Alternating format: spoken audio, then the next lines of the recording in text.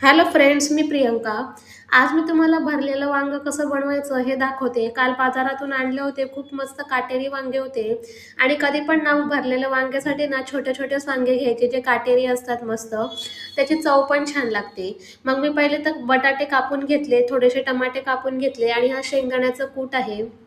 त्याच्यामध्ये आपले जे घरातले मसाले आहेत ना, हळद, लाल तिखट मसाला, त्यानंतर मी कांदा लसूण मसाला नक्की टाकते त्याच्यामध्ये आणि थोडंसं मीठ आणि थोडीशी पावभाजी मसाला मी टाकलं होतं त्याच्यामध्ये, कारण की थोडी वेगळी चव येईल म्हणून. आणि ह्याच्यामध्ये ना थोडं थोडं पाणी टाकून ते मिक्स करायचं आहे. जास्त एकखटी पाणी टाकायचं नाही, नाही तर खूप पातळ होईल ते. थोडं थोडं पाणी टाकून त्याला मिक्स करून घ्यायचं. आणि वांगे पहिलेच कापायचे नाही, पहिले मसाला तयार करायचा आणि मग वांगे कापायचे, नाही तर वांगे सगळे काळे होतात. मग बघा मी ज्या पद्धतीने कापलेत ना त्या पद्धतीने चारही साईडून वांगे कापून घ्यायचे. 4 भाग झाले पाहिजे. आणि त्याच्यामध्ये जो आपण मसाला तयार केलेला आहे ना तो चांगला असा दाबून भरायचा.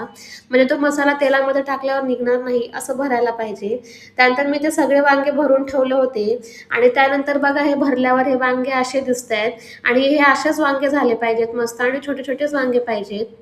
मग गॅसवर कढाई ठेवली आणि त्यामध्ये थोडं जास्त तेल टाकायचं, मोहरी टाकायचं आणि लसूण आणि जिऱ्याची मी पेस्ट करून घेतलं होतं ते टाकायचं. थोडं जाडा मोठंच ठेवायचं लसूण, त्याने त्याची चव खूप छान येते. मग त्यामध्ये टोमॅटो टाकायचे आणि थोडंसं मीठ टाकायचं. मग ते मस्त मॅश हे होतात, छान मॅश होतात. आणि मग त्याच्यामध्ये नंतर वरून आपण जे वांगे भरले होते ते टाकायचे. जास्त वेळ त्याला परतवायचं नाही, नाही तर ते कडू लागणार, म्हणून थोडंसं परतवायचं. आणि जो मसाला उरलेला आहे आपला तो टाकायचा आणि वरून बटाटे टाकायचे. थोडं छान होऊ द्यायचं, त्याला मस्त फ्राय होऊ द्यायचं आणि मग पाणी टाकायचं. बघा किती छान तरंग सुटलाय. त्यानंतर थोडं जेवढं आपल्याला हवे ना त्या पाणीमध्ये तेवढं पाणी टाकायचं. थोडं कोणाला घट्ट हवे, कोणाला पातळ हवे, या पद्धतीने आपण पाणी टाकायचं. थोडंसं कोथिंबीर टाकायची.